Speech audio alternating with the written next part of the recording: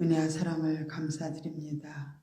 열심히 또 세상 가운데서 섬기고 또한 아버지 주님과 동행하다가 오늘 귀한 또 아버지 하나님의 전으로 불러주시니 감사를 드립니다.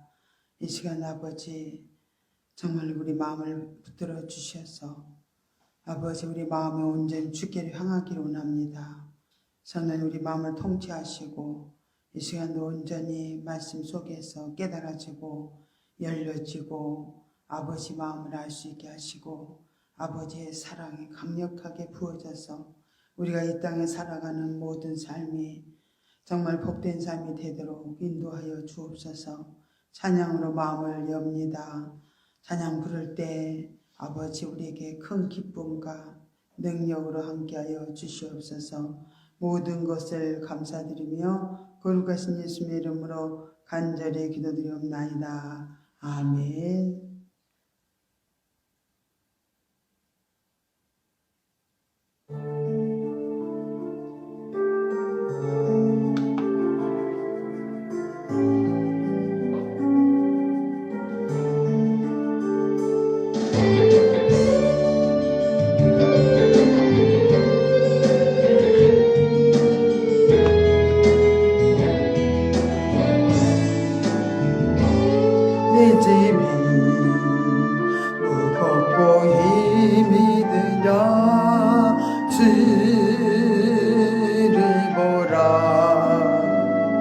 고난이 이기라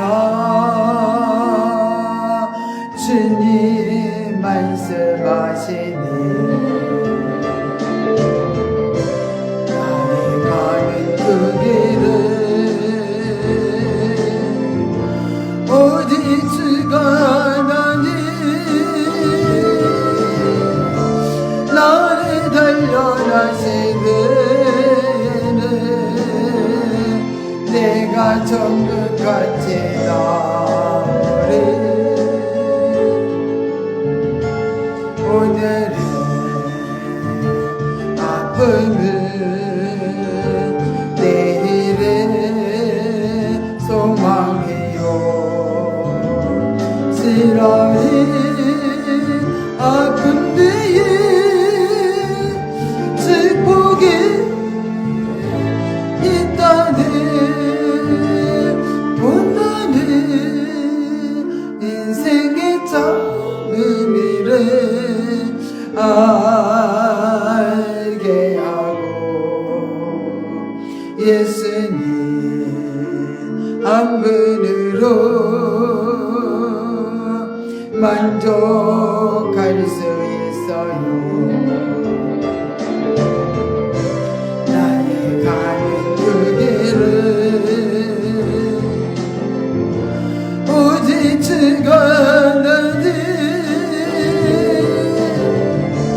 나를 단련하시네.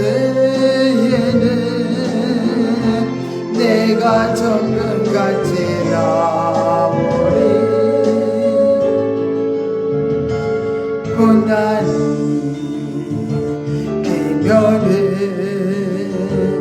영광도 깨고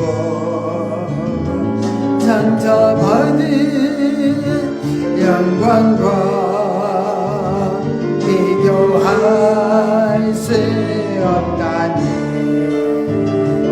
고난의 십자가 보배이며 능력이라 주님을 따르는 자 십자가 져야 하나니.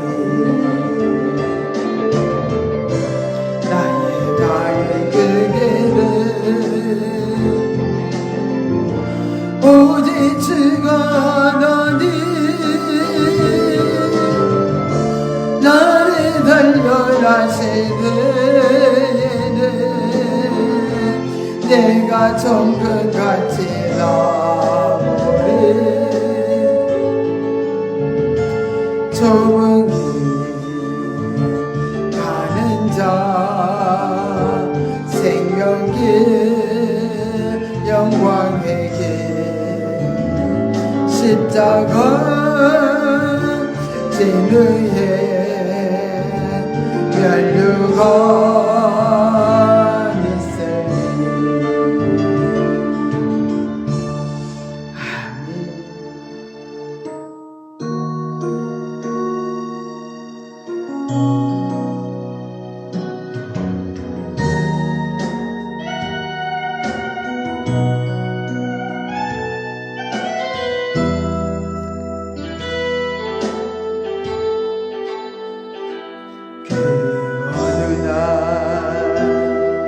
내가 그물에 걸린같이 내 삶 속에 벅치면 돼 몸부림쳤지만 허우적거렸지만 나는 약한 자였었네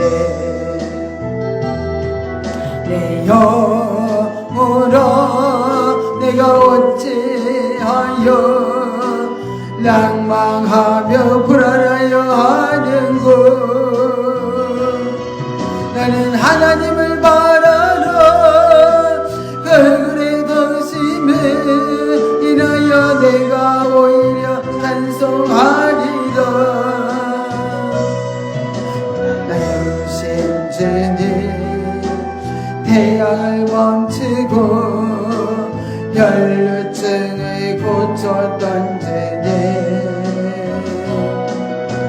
기적의 하나님 능력의 하나님 그는 나를 고쳐주셨네 그 어느 날 아무 해고도 없이 내 삶 속에 슬픔이 임했네 원인을 찾으며 애써봤지만 나는 무력한 자였네 내 영혼아 내가 어찌하여 낭망하며 불안하여 하는구 나는 하나님을 바라러 얼굴에 덕심에 인하여 내가 오히려 찬송하리라 나의 좋으신 주님 죽은 자를 살리며 모든 병을 고쳤던 주님 기적의 하나님 능력의 하나님 그는 나를 고쳐주셨네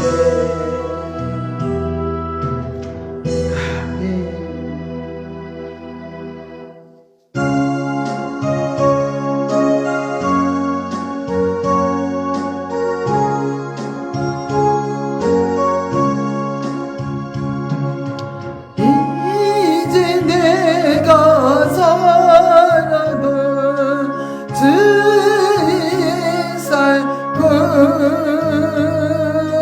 이제 내가 죽어도 주의 주네 내 영광 보여주며 너로라 하네 할렐루야 찬송하며 주께 갑니다 그러므로 나는 살아 죽으나 주님의 것이요 살아 죽으나 살아 죽으나 나 위에 피 흘리신 내 주님의 것이요 이제 내가 떠나도 저쪽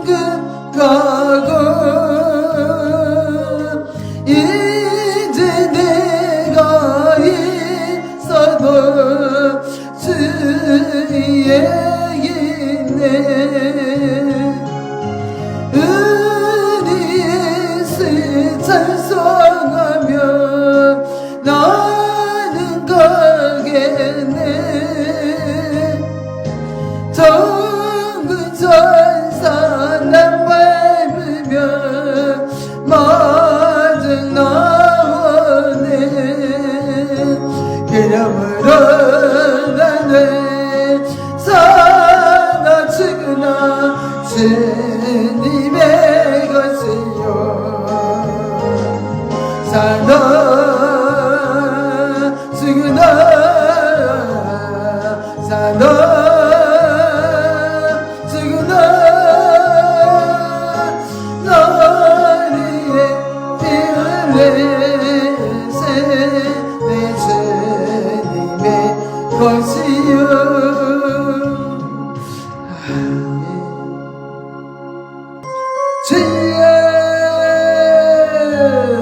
할렐루야. 고맙고 감사하신 하나님 아버지, 아버지의 없이는 아버지 앞에서 우리는 살 수가 없습니다. 아버지 안에서 계속 날마다 아버지 앞에서 우리가 모든 환경을 이기고 아버지 앞에서 제약을 이기고 아버지 마귀를 이기고 주의 아버지 앞에서 특별히 우리 아버지 앞에서 영신의 모든 아버지 생각들을 아버지 앞에서 이기며 오 주여 주님 뜻대로 아버지 앞에서 살려고 아버지 앞에서 날마다 달려가실 그런 나의 주심을 감사드립니다. 아버지 앞에서 신속한 능력의 손으로 아버지 앞에서 다시 한번 아버지 앞에서 힘을 주셔서 이 세상에서 아버지 앞에서 빛과 소금으로 살아가게 조금도 부족함이 없도록 아버지 앞에서 그 능력과 권능을 덧입혀 주시옵기를 아버지 넘나이다. 오 하나님 아버지 마시옵소서. 하나님 아버지 곳에 충만한 영을 함께 하소서. 하나님 우리의 마음을 만져 주시옵소서. 아버지 앞에서 우리의 모든 아버지 피곤함을 물러가게 하소서. 영육간의 강건함으로 하나님 아버지 앞에서 이 시간도 함께하여 주셔서 하나님 아버지 앞에서 하나님 말씀을 통해서 힘을 얻고 하나님 아버지 앞에서 능력을 얻어서 아버지 앞에서 이 시대에 하나님 아버지 앞장서서 아버지 앞에서 정말 아버지 주님을 따라가기 부족함이 없도록 아버지 도시가 함께하여 주시옵소서. 하나님 아버지 앞에서 이 시간 예배도 온전히 아버지 앞에서 영광받아 주시옵소서. 하나님께서 통짜여 주시옵소서. 모든 것을 주께 자고 감사드리며 예수의 이름으로 기도드리옵나이다. 아멘. 전능하사 천지를 만드신 하나님 아버지를 내가 믿사오며 그의 아들 우리 주 예수 그리스도를 믿사오니 이는 성령으로 잉태하사 동정녀 마리아에게 나시고 본디오 빌라도에게 고난을 받으사 십자가에 못 박혀 죽으시고 장사한 지 사흘 만에 죽은 자 가운데서 다시 살아나시며 하늘에 오르사 전능하신 하나님 우편에 앉아 계시다가 저리로서 산자와 죽은 자를 심판하러 오시리라. 성령을 믿사오며 거룩한 공예와 성도가 서로 교통하는 것과 죄를 사하여 주시는 것과 몸이 다시 사는 것과 영원히 사는 것을 믿사옵나이다. 아멘. 우리 이사야 1장 우리 1절부터 9절 말씀까지 합독하여 읽겠습니다. 이사야서 1장입니다.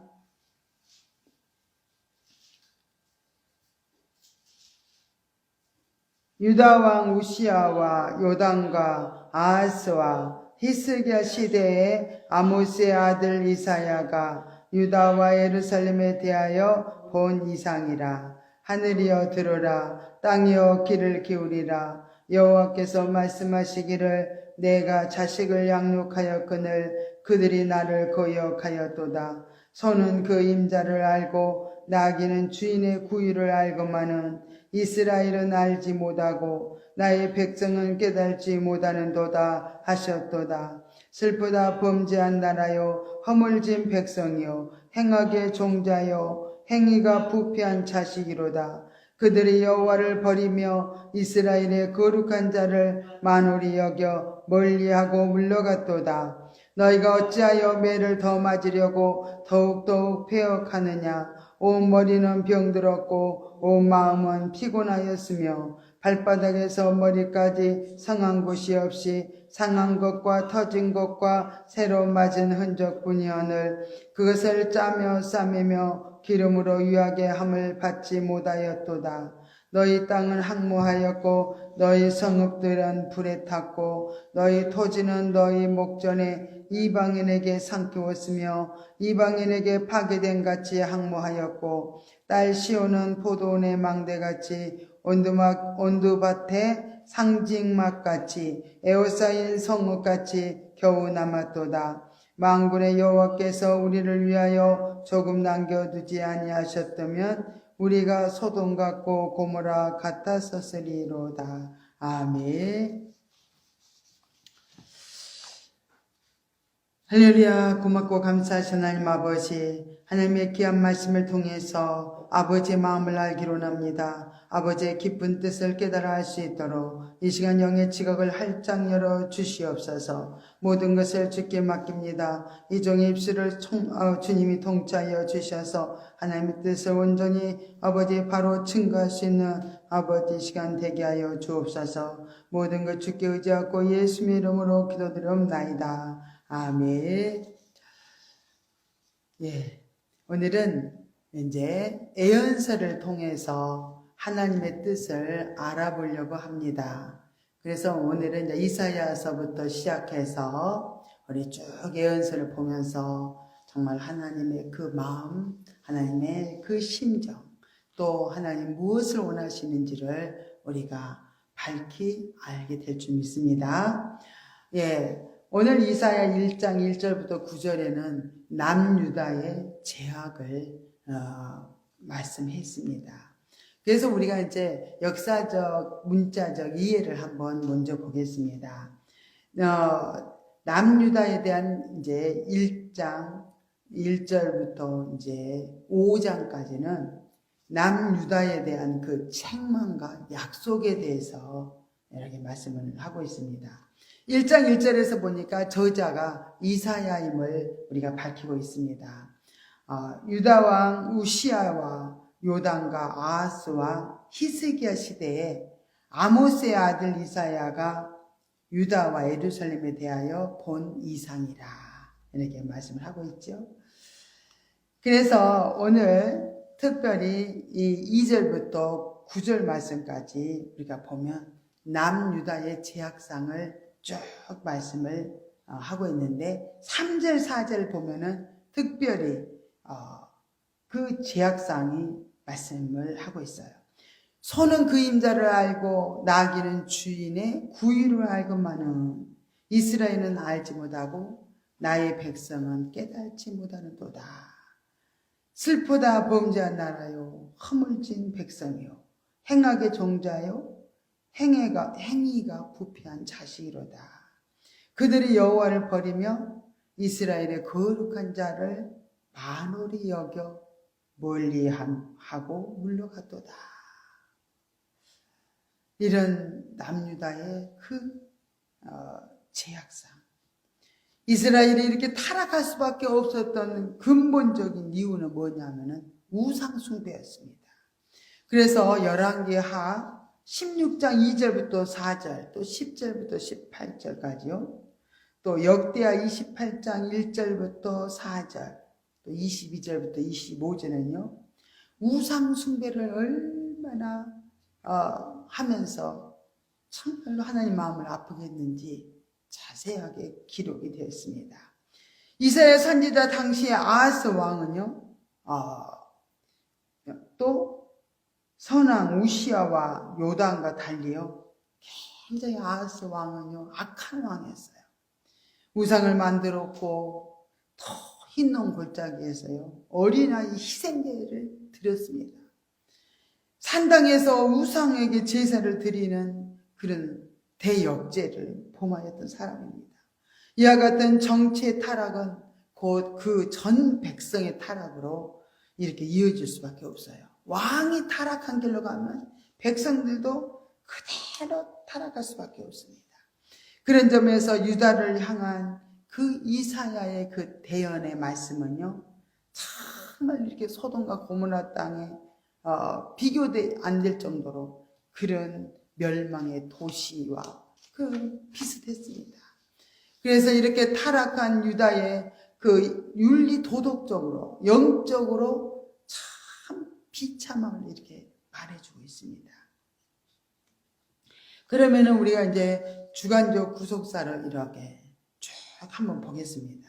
주간적 구속사는 하나님께 성부 하나님, 성자 예수님, 성령의 하나님께서 어떻게 구원을 계획하시고 구원을 성취하시고 이끌어 가셨는지 그 부분에 대해서 쭉 이제 객관적 구속사는 이제 그 구속사 중에서도 객관적 구속사 있고 주관적 구속사가 있죠.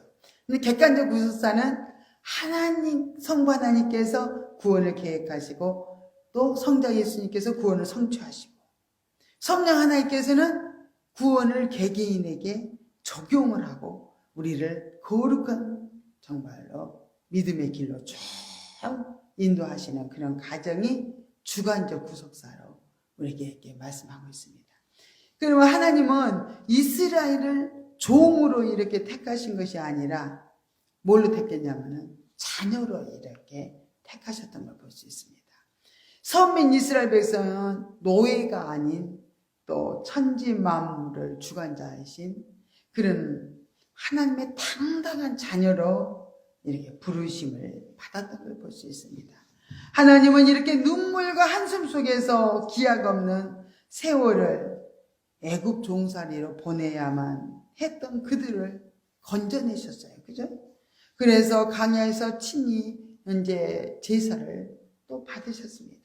광야 생활을 통해서 하나님은 그 백성들이 어떻게 하나님을 섬겨하는지, 또 하나님은 어떤 분이신지, 또 하나님의 법은 또 어떤 것인지 이렇게 잘 또 가르쳐 주셨습니다. 이와 같이 양육받은 이스라엘 백성들, 광야에서 양육을 받았어요. 양육받은 이스라엘 백성들은요, 가나안 땅, 또 약속의 땅을 허락받고 거기에서 이제 어떻게 해요? 놀라운 가나안의 축복을 받아서 이렇게 살았던 걸 볼 수 있죠. 이렇게 양육받은 이스라엘 백성들, 그들이 양육받고 가나안 땅으로 들어갔지만은 거기서 하나님의 인도를 따라서 처음에는 참 가나안 족속들을 물리치고 또 그 땅에 씨앗을 또 뿌려가지고 추수를 하는 놀라운 축복을 누가 줬어요? 이스라엘 백성들에게 줬어요. 그러면서 하나님은 이렇게 이와 같이 먹이고 그들을 입히고 또 그 자녀로서 양육을 이렇게 하셨습니다. 그러나 가나안 땅에 들어가서 그들은 자식들에게 철저하게 하나님은 배반을 당하셨다. 그들은 신령과 진적으로 제사 드리는 법도요 다 잊어버렸을 뿐만 아니라요, 하나님이 아닌 그 다른 그런 우상들을 이렇게 숭배하면서 그렇게 간음죄를 저질렀던 걸 볼 수 있습니다. 인간의 모든 죄는 이렇게 배교에서부터 비롯됩니다. 하나님을 올바로 섬기지 않고 다른 신들을 쫓아갈 때 거기서부터 모든 윤리 도덕적인 그런 타락이 발생되는 것을 볼 수 있습니다. 당시 아하스 왕은요, 이렇게 선왕 우시아와 요담과 달리 바알 우상을 만들고 이렇게 어린아이를 희생 제물로 드렸어요. 산당에서 우상에게 제사를 드리는 그렇게 영적인 간음죄를 지었던 그런 아하스 왕입니다. 왕으로부터 시작해서 온 백성들이 이렇게 모두 타락의 길을 이렇게 걷고 있었습니다. 3절부터 우리가 오늘 읽었던 말씀 3절부터 9절에 이르기까지 선포되어진 그런 선지자 이사야를 통해서 하나님의 말씀 속에서 우리는 그분의 애타는 심정을 정말 역력하게 읽을 수가 있습니다. 이제는 하나님께서는 폭력과 억압, 또 은총과 해방, 불평과 또 배교, 타락과 절망, 이런 정말로 신락 같은 희망으로 점철되어졌던 그 역사의 소용돌이를 안고 살아온 이스라엘이라는 한 민족을 이렇게 하나님은 그들을 구원을 시키려고 계획하시고 또 이루어 가셨던 걸 볼 수 있습니다. 유다의 패역을 지적하는 이 말씀은요, 주관적 구속사로 바라볼 때 하나님을 안다고는 하지만은 지식에 머물러 있어요. 하나님의 은혜로 받은 축복들은 이미 과거의 일이 다 되어버렸어요. 이제는 이제 하나님의 말씀을 따라 사는 게 아니라 육신이 원하는 대로 보암직도 하고 먹음직도 한 그런 세상의 유혹을 쫓아서 그들은 헤매이고 다니는 그런 육신적인 신자로 이렇게 그들이 변화되면서 이렇게 하나님의 경고를 받았던 것을 볼 수 있습니다.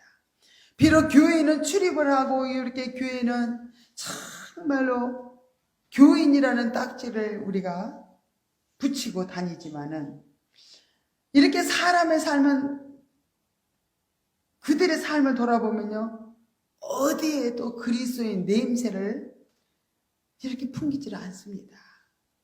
하나님으로부터 징계와 채찍질을 당하여도요, 왜 당하는지 그 이유를 알지 못하는 영적 무지에 들어가는 걸 볼 수 있어요.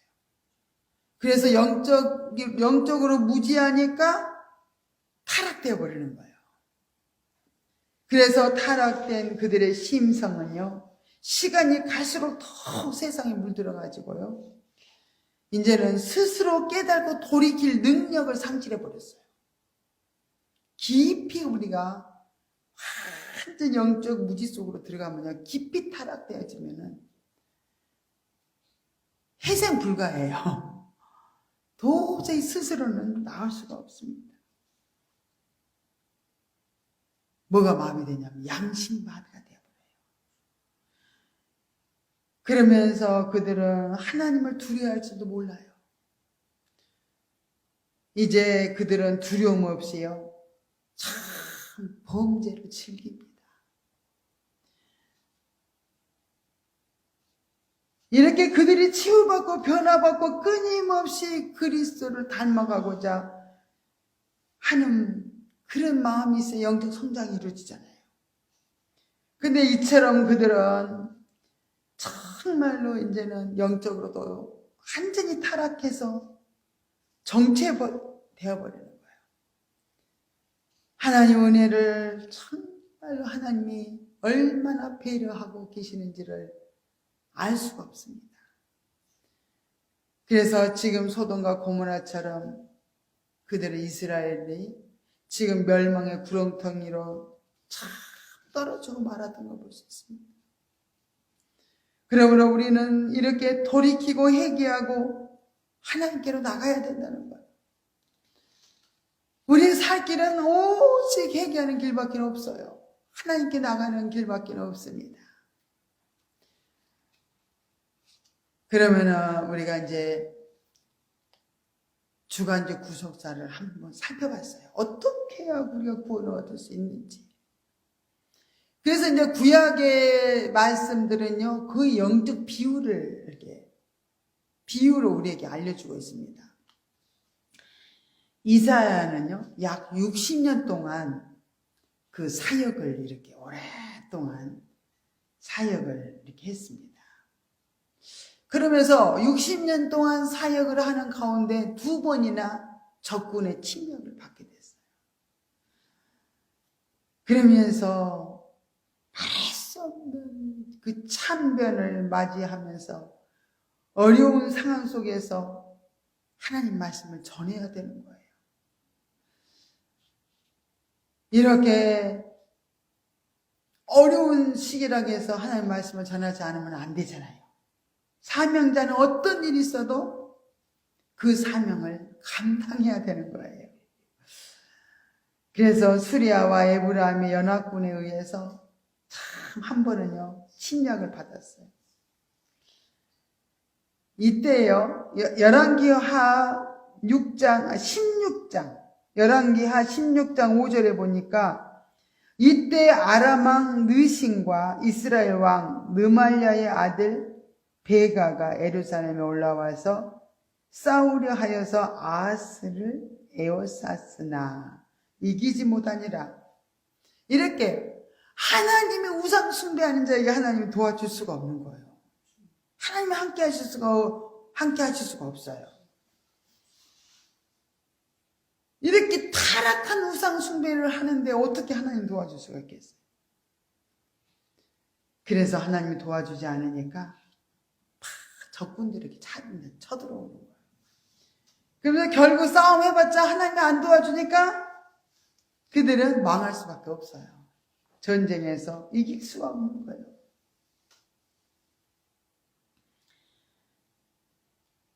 이렇게 정말로 유다를 하나님의 백성이잖아요. 유다 백성들은 하나님 백성들인데 아하스 왕이 정말 이렇게 잘 하나님을 의지하면서 백성들을 지도하지를 못하고 아하스는 완전 실패한 왕이 되었어요. 전쟁이 쳐들어오니까요. 하나님을 의지해야 되잖아요. 근데 아수르 왕을 도움을 요청합니다. 그래서 내가 아수르 군의 신복임을 자책했어요. 자기가 아수르 왕의 신복으로 자처하면서요. 이방의 아수르의 그 우상 숭배를요. 이 왕이 다 봐서 배워왔어요. 우상 숭배를 배워가지고 이스라엘 돌아와서요. 본격적으로 우상 숭배를 하기 시작했던 그 아하스 왕이에요. 또 두 번째는요. 아수르 왕 사네립의 침략이 있었습니다. 곧 상과 죽음의 갈림길에 있는 정말로 이 전쟁을 자꾸 맞이하다 보니까 나라의 앞날이 위태로운 거예요.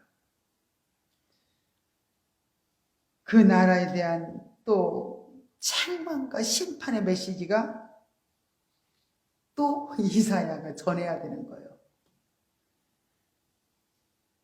이사야가 전해야 되는 게 좋은 말씀이 아닌 거예요. 왕부터 시작해서 이스라엘 백성들이 다 우상 숭배하기 때문에 당신들은 하나님의 심판을 받은 겁니다. 이것은 하나님의 무서운 책망입니다. 돌이켜야 됩니다. 이렇게 말씀을 애쳐야 되니까 얼마나 힘들었겠어요.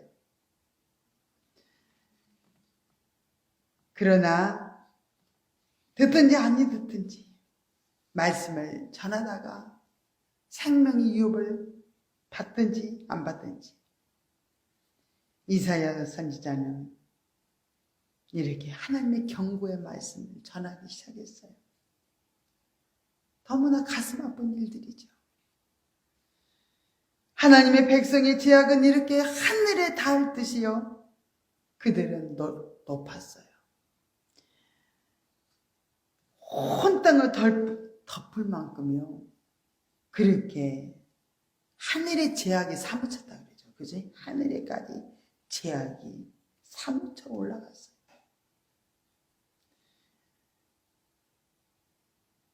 그 하늘의 죄악의 소리가요. 온 땅에 느낄만하게 그 죄의 형벌이 따랐던 걸 볼 수 있습니다.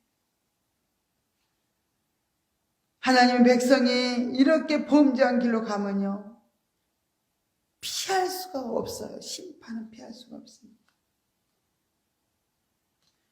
이런 정당한 이유로 안타까운 심정으로 이렇게 전하면서 하나님의 말에 귀 기울일 것을 부탁을 했던 거예요. 구약의 곳곳에서는 하나님과 이스라엘의 관계를 반복해서 무슨 관계냐면 부자 관계로 말하고 있어요. 본문에서도 유다 민족을 향한 하나님의 사랑을요. 부모가 자녀를 사랑으로 이렇게 양육하는 것으로 이렇게 표현을 하고 있습니다. 하나님과 이스라엘의 관계는 이렇게 부자 관계로서요.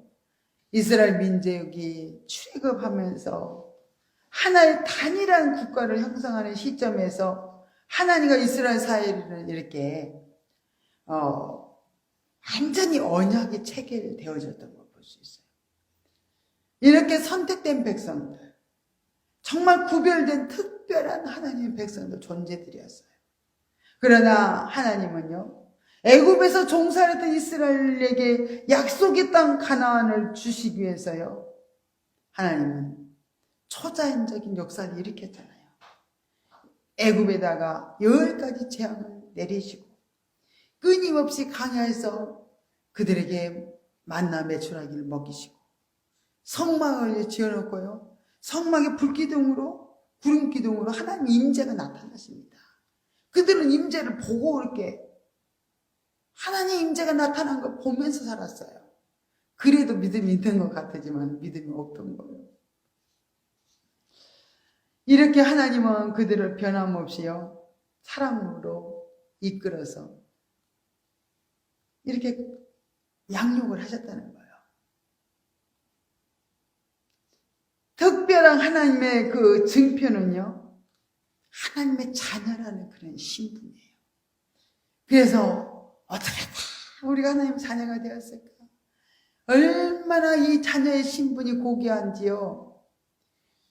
우린 너무 그 하나님의 그 자녀의 신분을 받은 것이 얼마나 기쁜지 우리 전도를 하다 보면 알게 돼요. 그치?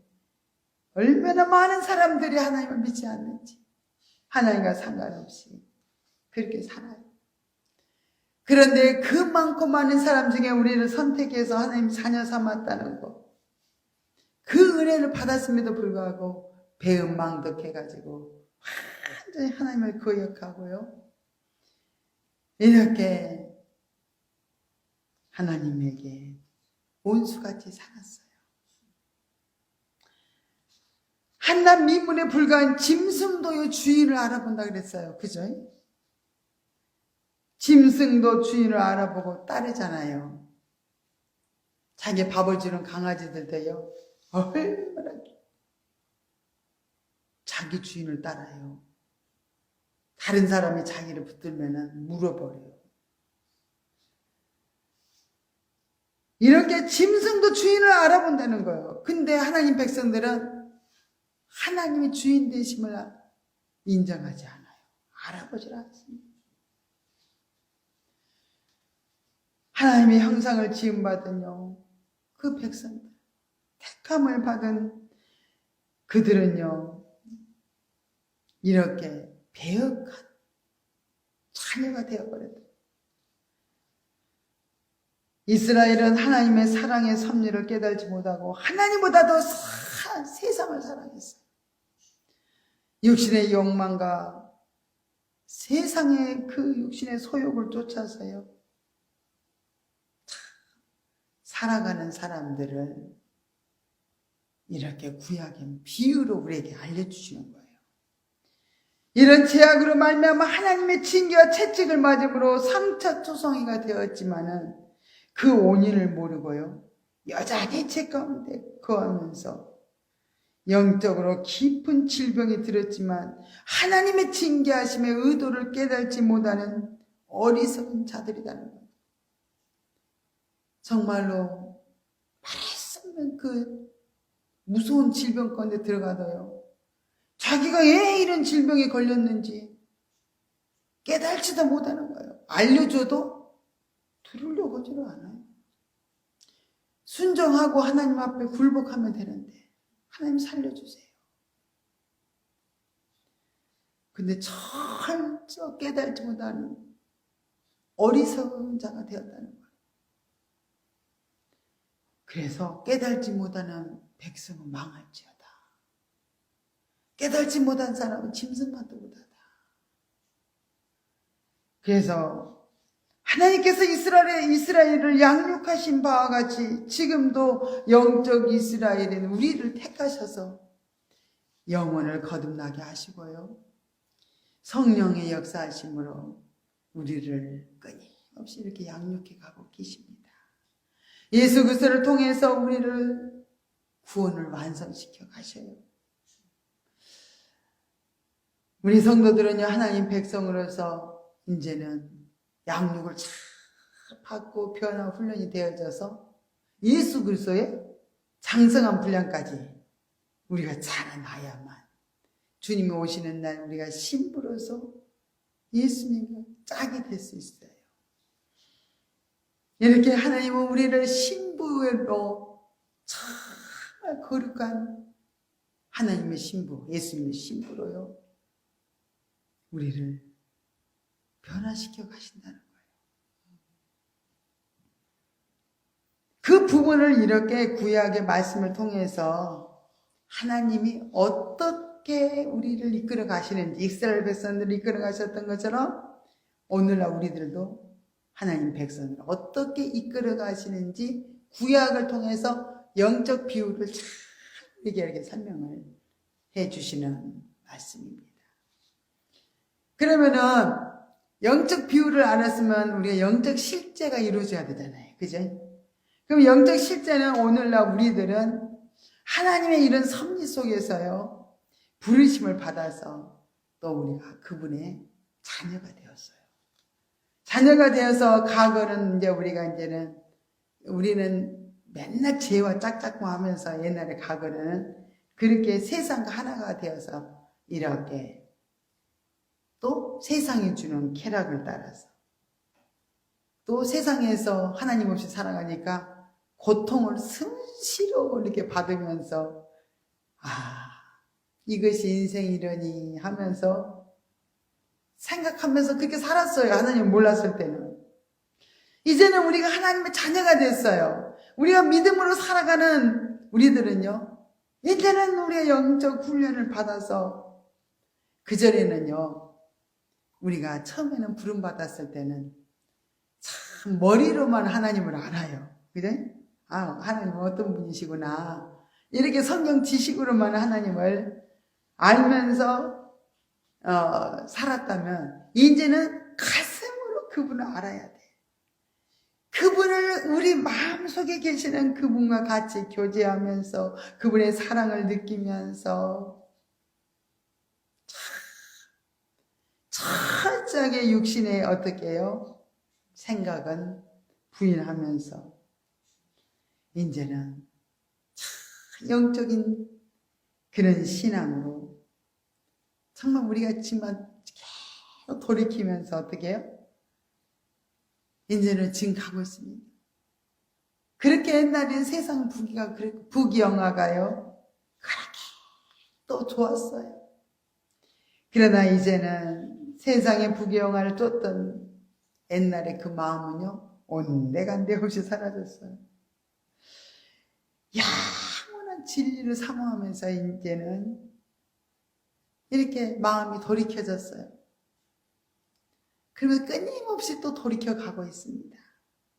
이렇다 하나님은 우리를 죄와 사망 가운데서 정말 살다가 결국 영원히 멸망받을 우리 인생들을요, 이렇게 택했다는 거예요. 그래서 그리스도 안으로 현세 천국으로 들어가게 하셨어요. 우리 현세 천국 안에, 하나님의 통치 안에 들어간 것이요, 현세 천국 안에 들어간 거예요. 그러면서 정말 이제는 아버지와 자녀의 관계가요, 그렇게 잘 이루어지면서 그렇게 아버지를 사랑하면서 말씀의 양육을 받고 살아가고 있습니다.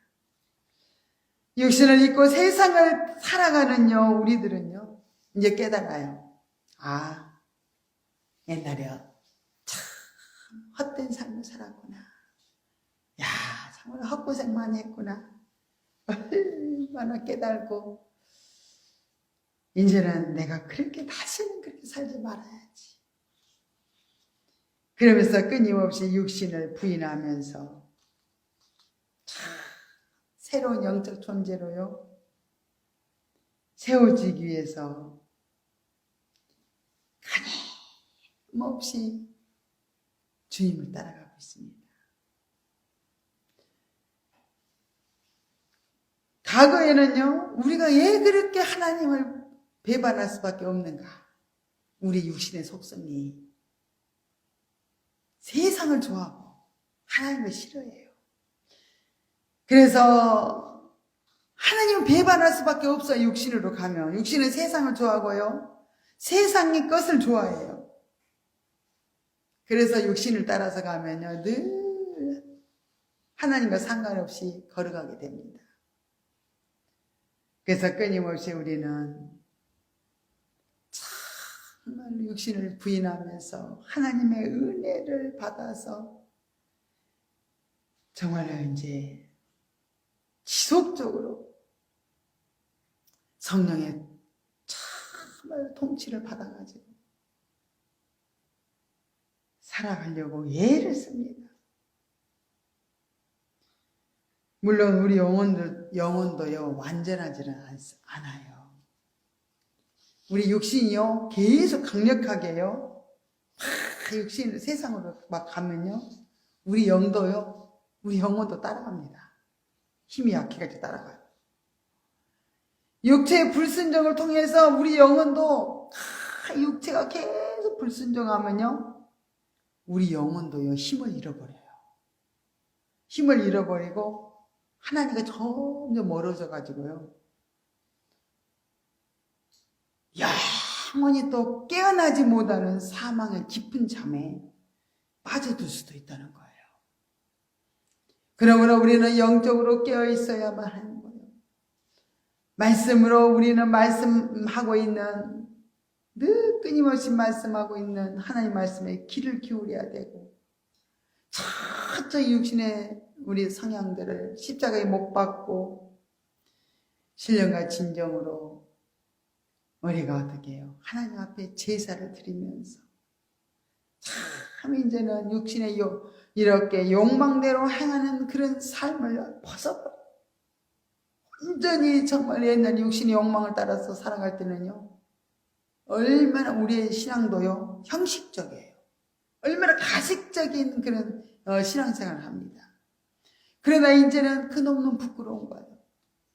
빨리빨리 벗어버리고, 참 세상 것을 그동안에 너무 많이 세상을 따라 살았던 거냐, 우리가 우상숭배하고 살았던 거예요. 이스라엘 백성들 어떻게 이렇게 우상숭배를 하면서 하나님을 거역했을까?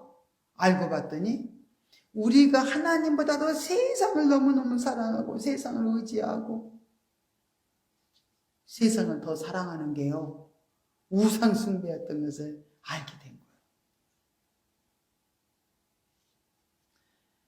그래서 육신의 욕망은 결국 탐심이 되겠습니다. 탐심은 우상숭배라는 거예요. 우상숭배는 하나님의 원수가 된다는 거예요. 그러니까 하나님과 적대관계를 가지게 되니까, 하나님의 자녀가 어떻게 해요? 하나님과 적대관계를 가지게 되니까 어떻게 되겠어요? 멸망의 길로 갈 수밖에 없습니다.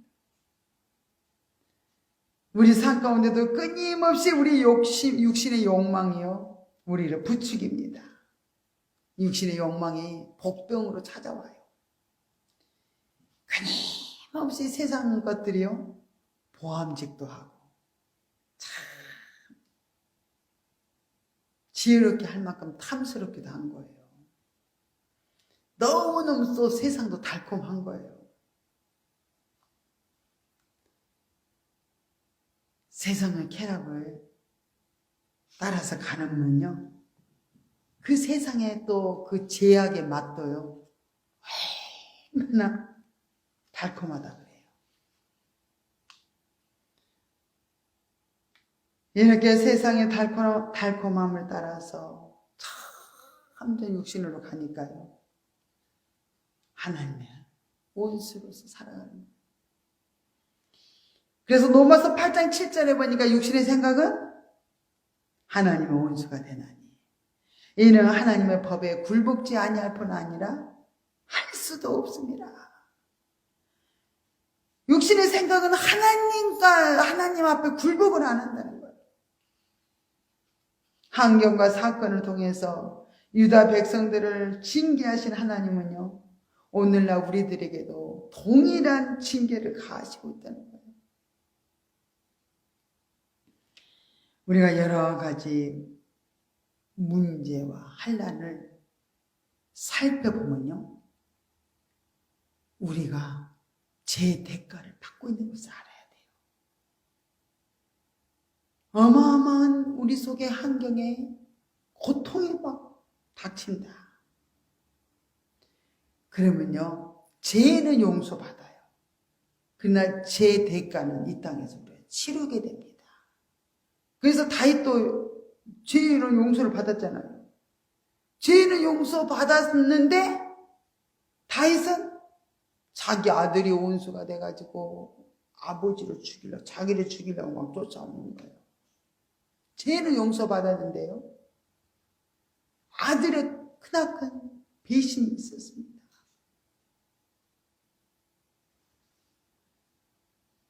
그래서 우리는 죄를 될 수 있는 대로 무서운 죄를 짓지 않으려고 해야 돼요. 죄의 대가는 받아야 되니까. 그래서 환난과 고통을 당해도 우리는 이유를 알아야 돼. 왜 이 고통을 주셨는가? 그래서 물어봐야 되죠, 그죠?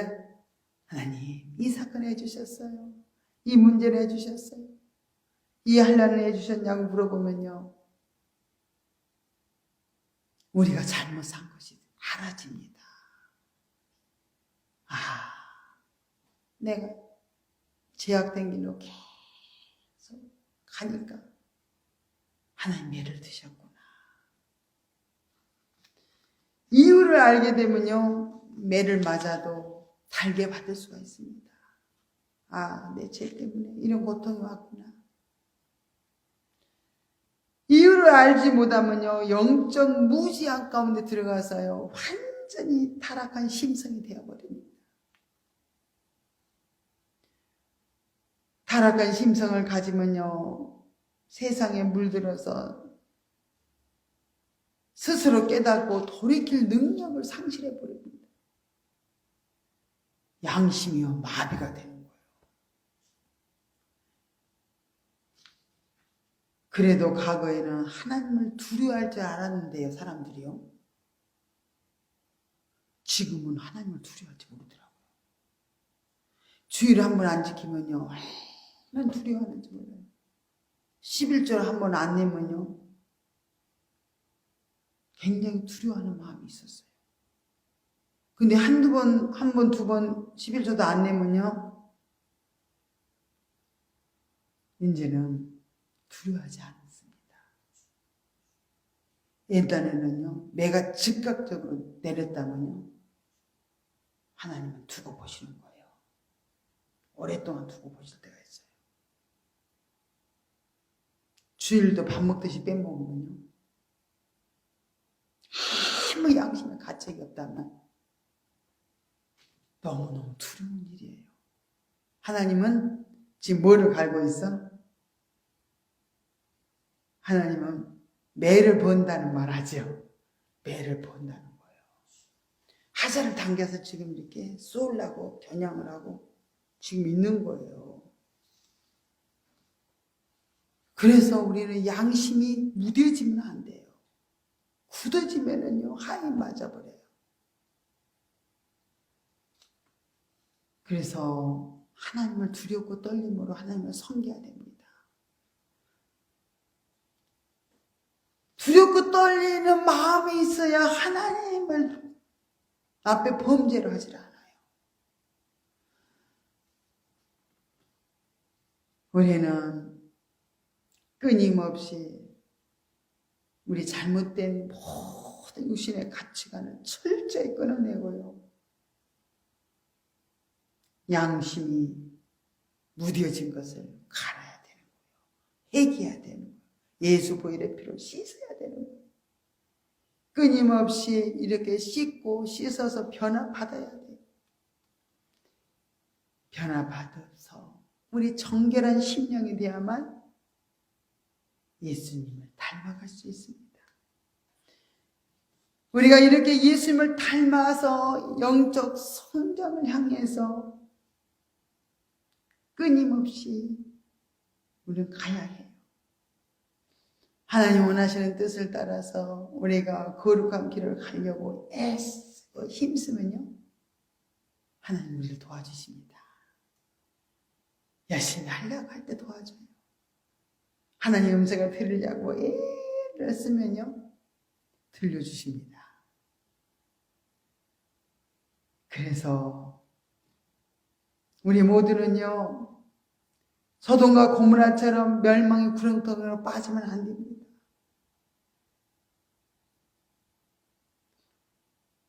노아 때도요, 아무리 말씀을 외쳐도요, 듣지를 않습니다. 그들의 마음이 굳어져가지고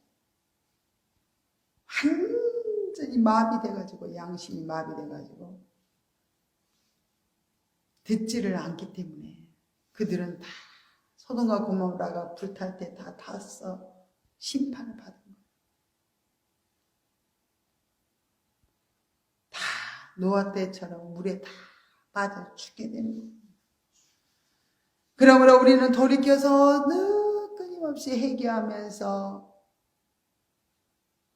우리 자신을 점검하면서 나갈 때 끊임없는 영적 성장이 이루어지고요, 참 거룩한 생명의 길을 갈 수가 있습니다.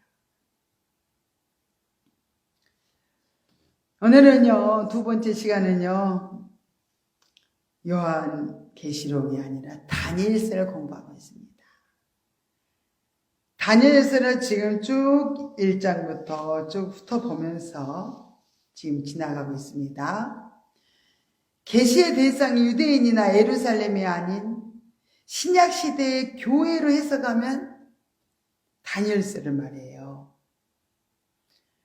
이 다니엘서를 주신 그 계시를요, 유대인이나 예루살렘이 아닌 신약시대로 이렇게 해석을 한다면요, 정말로 그 해석의 궤도를 벗어나게 됩니다. 그래서 다니엘서는 누구에게 줬다고요? 우리 신약 백성들에게 주셨어요? 응? 이스라엘 백성들, 유대인들에게 주신 말씀이에요. 왜 그러냐면 다니엘이 자기 동족을 위해서 애타하면서 부르짖고 기도했어요. 우리 민족이 어떻게 될 것인가? 이대로 끝날 것인가? 바벨론의 포로 생활로 이대로 끝을 내고 말아버릴 것인가? 그래서 다니엘이요,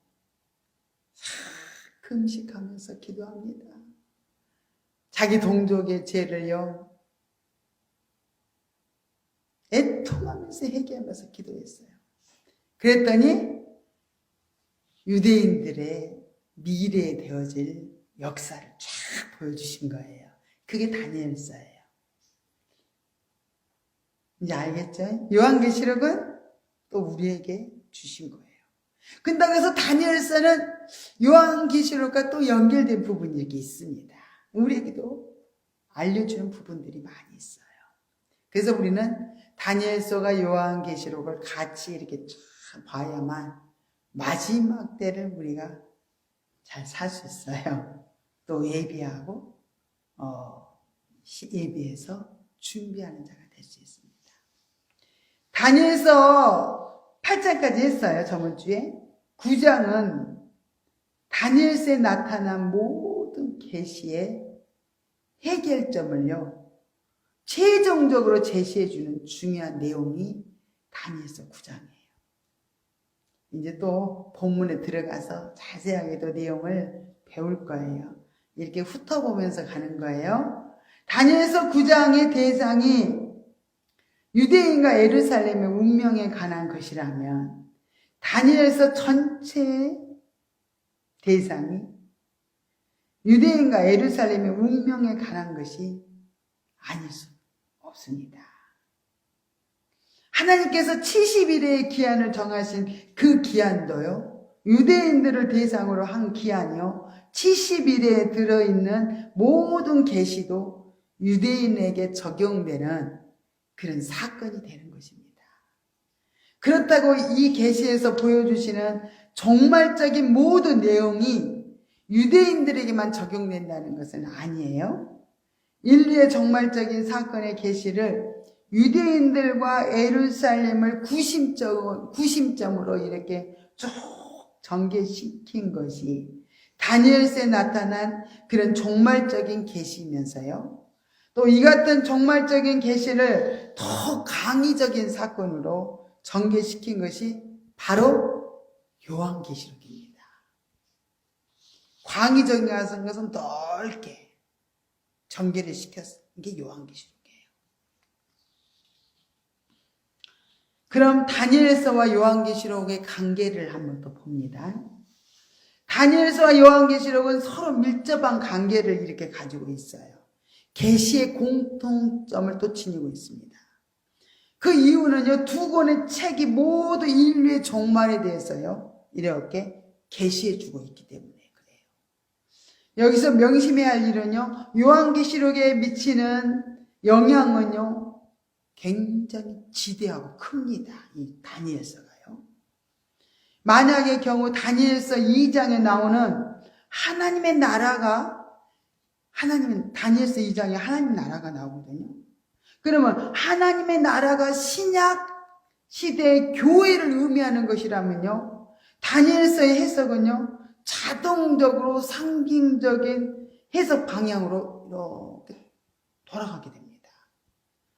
그렇기 때문에 다니엘서 9장의 70일에와 한 일의 언약 역시 인류 종말과 연결시키지 않기 때문에 신약시대 기간으로 해석하게 되면 7년간이라는 종말 있잖아요. 7년 한란. 그게요, 그 기간을요, 7년 한란의 기간을요, 인정을 하지 않게 됩니다. 잘못 해석을 한다면. 그래서 다니엘서의 하나님의 나라를 신약시대 교회 시대로 해석하는 견해는요, 인류 종말 계시의 공통점을 갖고 있는 요한계시록을 그냥 상징적으로 해석을 해버려요. 그대로 이루어질 일들인데 그걸 상징적으로 요한계시록을 해석하게 만드는 그런 진원지가 된단 말이에요. 잘못 해석을 하면. 다니엘서의 잘못된 이런 해석은요, 다니엘서뿐만 아니라 그 여파가 요한계시록까지 이렇게 결정적인 영향을 주기 때문에 이 다니엘서가 해석이 잘 되어져야 돼요. 다니엘서 각 장에 나타난 하나님의 나라, 메시아 왕의 메시아 왕국 계시를 한번 보겠습니다. 다니엘서 전장에 1장부터 12장까지 있죠. 전장에 걸쳐서 이렇게 나타난 그 계시의 중심은요, 하나님 나라예요. 하나님 나라. 계시의 중심이요. 하나님의 나라의 실현이 본 다니엘서의 최종적인 결론으로 막을 내리는데 각 장별로 살펴볼 때 그 계시의 대략적인 그 흐름을 이렇게 알 수가 있습니다. 그러면 이제 전체 앞으로 이스라엘이 겪을 역사적인 운명을요, 종말론적으로 계시해 주고 있습니다. 최종적으로 하나님의 나라를 이렇게 등장시키면서 유대인들에게 하나님의 나라에 대한 새로운 소망을 이렇게 갖게 하였습니다. 이스라엘 백성들이 바벨론의 포로로만 계속 있으니까 소망이 있어요, 없어요? 소망이 없는데 다니엘이 이 계시를 보고 백성들에게 알려줬어요. 그럼 소망이 돼요, 안 돼요? 우리 민족이 앞으로 이렇게 될 것이구나, 이렇게 알면은 소망이 생기잖아요. 그래서 새 소망을 이스라엘 백성들이 줬던 말씀이 다니엘서입니다. 다니엘서 2장에 보니까요, 신상으로 보인 인류 종말과 하나님 나라, 그 신상이 쫙, 누가 그 신상 보죠? 이제 나중에 다 배울 거예요. 느부갓네살 왕이 신상을 보잖아요. 인류의 종말에 이루어질 그 신상을 통해서 하나님 나라를 끝을 맺는 장면까지 나오죠. 그러면 이 장에서 신상을 통해서 인류 종말의 역사적인 출발 시점을 바벨론으로부터 시작을 한다 그랬어요. 이게 제일 위에가, 신상 위에가 바벨론이에요. 바벨론. 이게 역사가 바벨론으로부터 시작을 하는 거예요. 이 같은 역사의 진행 과정 속에 교회를 등장시키지 않았으며, 교회를 등장시키지 않았어요. 종말의 신상을 친 뜨임돌이 나타나, 그 신상이 크게 세워졌는데 뜨임돌이 갑자기 나타나는 거예요. 돌이 하나가 나타나요. 그러더니 그 신상을 탁 쳐버리는 그 장면이 나옵니다. 그러면 그 신상을 쳐버리는 게 재림 예수님 같아요? 초림 예수님 같아요? 그 신상을, 역사를 다 무너뜨려버려요. 세상 종말을 딱 끝을 내는 분이 누구예요? 초림 예수님? 재림 예수님이죠. 그래서 다른 사람들은요, 이걸 초림 예수님이라고 해석하면요, 이게 완전히 다르게 해석이 되겠죠. 그죠? 근데 초림 예수님은 순한 양으로 오셨잖아요. 구원을 주시려고, 잃은 양들을 살리려고, 자기 목숨을 주려고 그 어린 양을 오셨어요. 막 강한 힘을 가지고 오시지 않았어요. 그지? 정말로 애양간에 끌려가는 어린 양처럼 오셨어요. 그러니까 재림 예수님을 봐야 되는 거예요. 국군이 다른 백성에게로 돌아가지도 아니에요. 재림 메시아가 오시면요, 국군이 다른 백성에게로, 다른 백성에게 돌아가지도 아니하며 영원히 망하지도 아니하는 메시아 왕국, 하나님의 나라가 세워지게 돼요. 예수님 오시면 하나님 나라가 세워지죠. 그 나라가 무슨 나라예요? 천년왕국, 그죠? 그분이 세우시는 거죠. 오셔서 이스라엘과 유대인의 그 종말에 이르기까지 역사적 진행 과정만이 쫙 계시되어 있어요. 다니엘서 2장에는. 다음에 오실 때는 다니엘서를 한번 쭉 읽어보시고 오시면은 더 이해가 잘 가게 될 줄 믿습니다. 7장에 종말에 등장할 네 짐승과 10뿔과 작은 뿔에 대해서 나와요. 7장에서 인류의 역사에 등장할 네 바람을 네 짐승이라고 보여주면서 여기서 넷째 짐승의 출현이 나오는데, 넷째 짐승의 출현이 작은 뿔의 등장인데, 이자의 등장으로 이스라엘은 전대미문의 종교적인 핍박을 받게 됩니다. 이때 이스라엘이요, 고대하는 메시아가 출현하여 이스라엘의 남은 자를 구원해 주시고요, 작은 뿔을 완전히 섬멸시킵니다. 작은 뿔 누굴까요? 적그리스도, 그죠? 적그리스도. 그의 왕국 하나님의 나라를 세울 것임을 이렇게 계시해 주고 있습니다. 7장에는요. 8장에는요, 구약에 나타난 작은 뿔이 있었어요. 작은 뿔로서 누구냐면 적그리스도. 적그리스도가 구약에도 한번 나타났거든요. 그건요, 누구냐면요, 시리아 왕 안티오쿠스 4세. 안티오쿠스 4세 에피파네스라는 사람이요, 그 이스라엘 역사 가운데에서 안티오쿠스 에피파네스 4세가 나타났는데, 완전히 적그리스도가 나타난 것처럼요, 이 이스라엘 백성들이 싸그리 무너뜨리려고 그랬어요. 다 잡아서 다 죽이고요, 완전히 멸절시키려고 왔던 그게 안티오쿠스 에피파네스입니다. 그 역사 가운데 한 번 있었던 그 안티쿠스 에피파네스가요, 종말에 또 한번 나타난다는 거예요. 그게 적그리스도예요. 그러니까 하나님을 대적한 세력이 이스라엘 역사 가운데 한번 나타났어요. 지나갔지만은. 근데 앞으로 다시 그 적그리스도가 나타난다. 하나님 대적하는 그 세력. 이해가 되죠? 그래서 이스라엘 백성들이 시리아 왕 안티오쿠스 4세를 통해서요, 엄청 종교적인 핍박을 받았습니다. 말할 수 없는 시련을 겪었어요. 민족적으로 완전 비운의 그런 계시가 이렇게 되었던 거예요.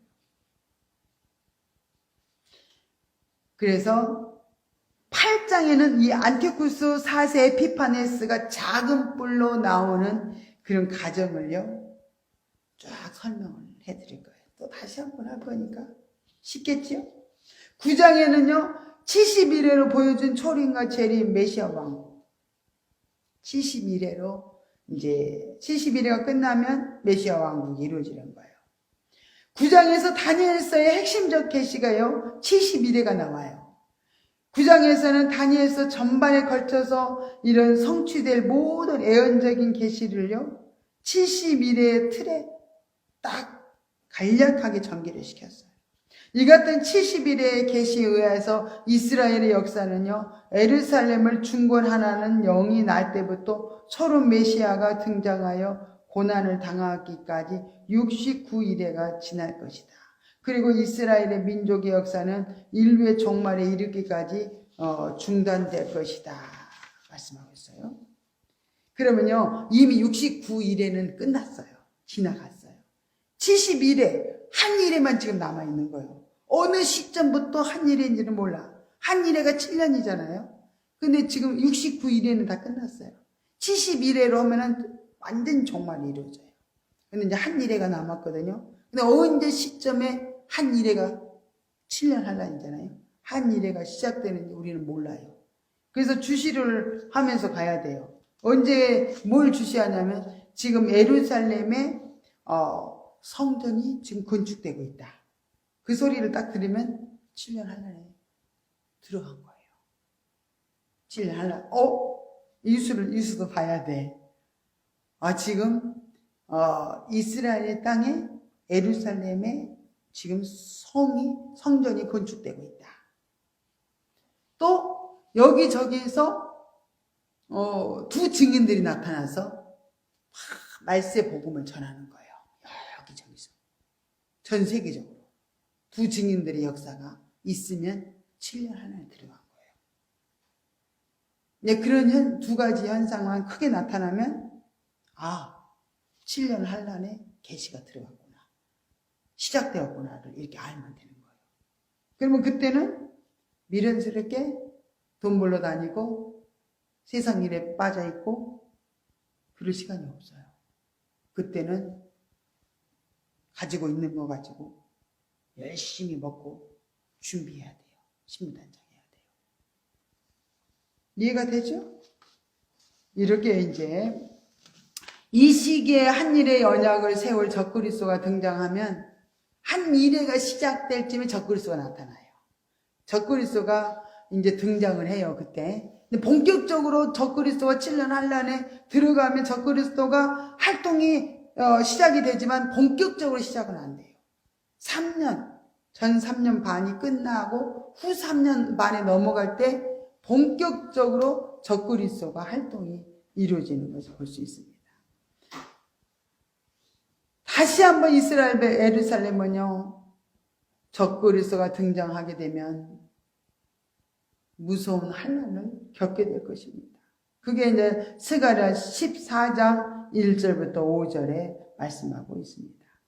이때 메시아의 출현으로 적그리스도에 대한 심판과 이스라엘의 구속에 대해서 다니엘서 9장 24절에 말씀하고 있고요. 유대인들이 고대하던 메시아 왕국, 하나님의 나라가 세워지게 될 것입니다. 11장에는요, 적그리스도의 역사적 등장 모습이 기록되었습니다. 11장에서 메데 바사의 세패와 헬라의 등장을 보여주면서 헬라의 분열된 그 가운데서 4대 열강이 등장하는데 그중 애굽의 남방왕과 시리아의 북방왕과의 끊임없는 전쟁의 진행 과정을 보여주고 있습니다. 이 같은 계시는요, 시리아에 등장할 한 인물에 그 초점을 맞추고 있는데 이자가 구약적 적그리스도인 안티오쿠스 에피파네스로 종말에 예루살렘에 침입하여 유대인들에게 우상 숭배를 강요함으로 종교적인 핍박을 이렇게 가할 거라는 거예요. 적그리스도의 모형적인 인물로 이렇게 안티오쿠스가 그렇게 나타났었어요. 그러면은 이자가 인류의 또 종말에 나타나면은 그것은 마지막 적그리스도가 또 다시 한번 두 번째로 나타난다는 거죠. 그래서 12장은요, 또 인류의 종말과 메시아 왕국이 12장에는 기록이 됐어요. 12장은 인류 종말에 등장할 메시아 왕국의 출현에 대한 계시인데요. 그 나라가 한 이래 중 후반부에 속한 한때와 두때와 반때의 시작이 될 때부터 이렇게 성취될 것을 이렇게 계시해 주고 있습니다. 그래서 이제 이렇게 한때, 두때, 반때 7년 한란을 한란 중에도 이 한때, 두때, 반때는 전 3년 반입니다. 후 3년 반이에요.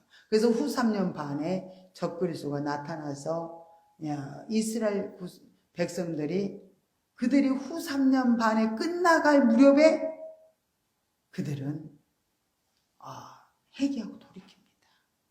그래서 이스라엘 백성들은 지금 돌아올 생각이 없죠.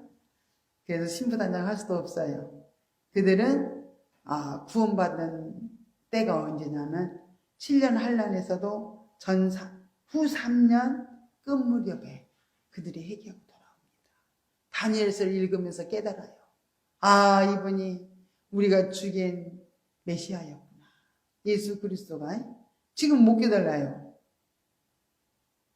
그래서 그때는 엄청난 통곡 소리가 난다고 그랬어요. 그때 메시아가 나타나고요. 이스라엘 백성들이 맞이합니다. 그때 그들이 구원을 받아요.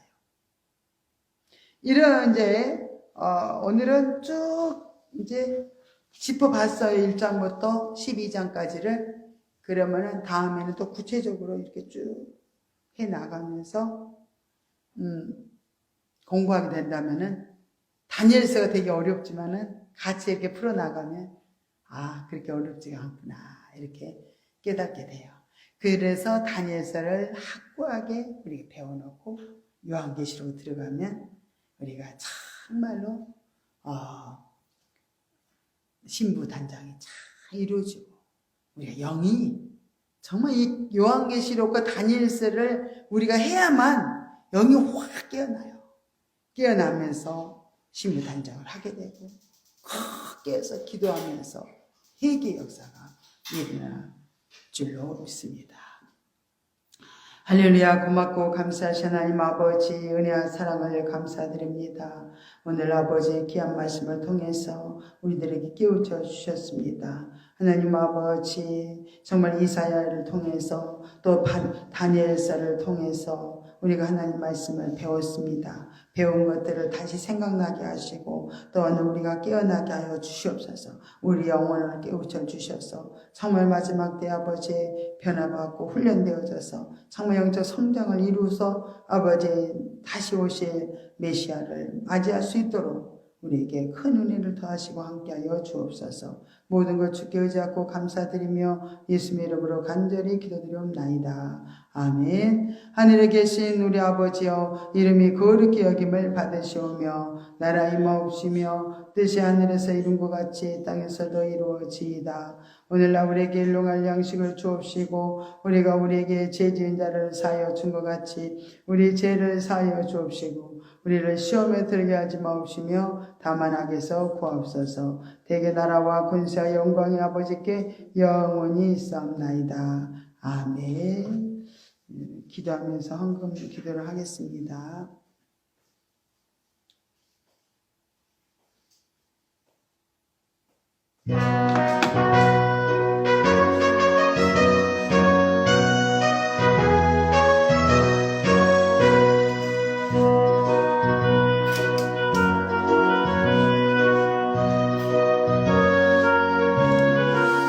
하나님 아버지 감사드립니다. 이렇게 하나님 앞에 하나님의 아버지 감사함을 아버지 드린 사랑을 아버지 하면서 우리 권사님 기억하여 주시옵소서. 우리 권사님에게 아버지 하면서 죄의 아버지 하늘의 신령한 복을 내려 주시옵시고 아버지 하면서 교회 영원히 아버지 하면서 주여 저 온전히 하나님 앞에 합당한 아버지 자녀로 아버지 하면서 세워질 수 있도록 주여 아버지 하면서 우리 권능을 덧입혀 주시옵기를 아버지 원하옵나이다. 하나님 아버지 하면서 하나님 아버지 하면서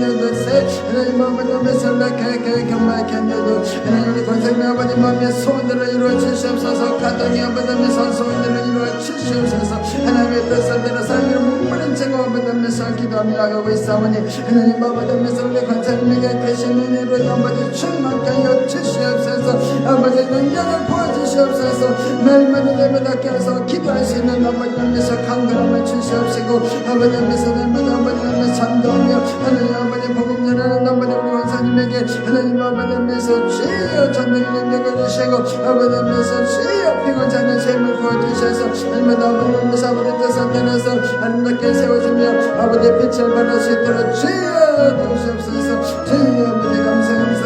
공부나 주시옵소서. 오 주여 나케케 가만히 캔들어세 하나님 아버지 마시옵소서. 오세세세세 메카르바 주여 미소 축복하여 주시옵소서. 오 주여 감사합니다. 예수 이름으로 기도드리옵나이다. 아멘. 주여 할렐루야 할렐루야 나케케케케 메캔들도 하나님 아버지 마시옵소서. 오세세세세 메 주여 오 주여 나케케케케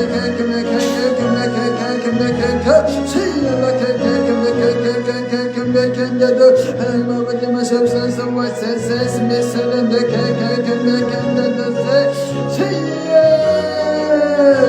할렐루야 할렐루야 나케케케케 메캔들도 주여 나케케케케 메캔들도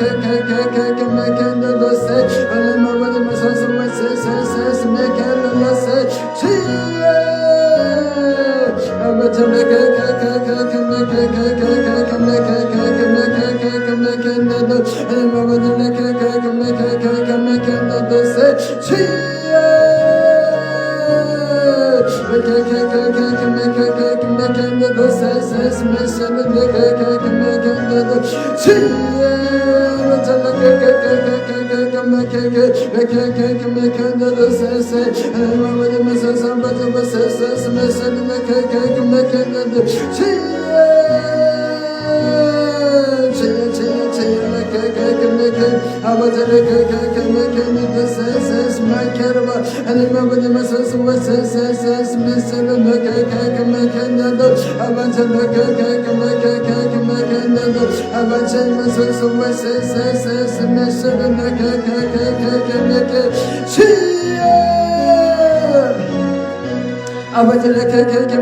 아버지 마시옵소서. 오세세세 메캔들도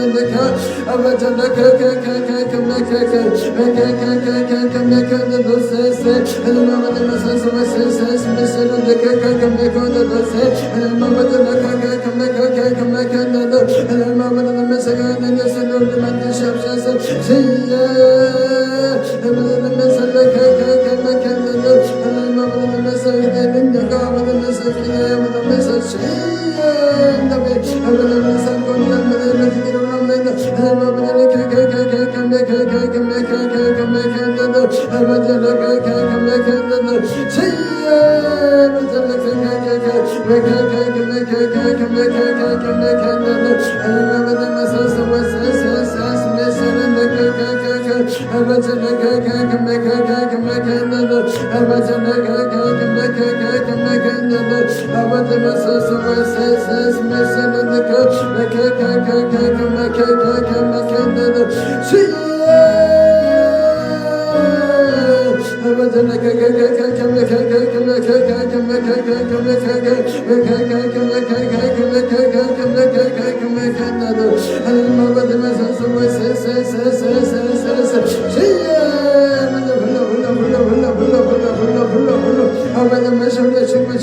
충만하게 하소서 성령으로 충만하게 하소서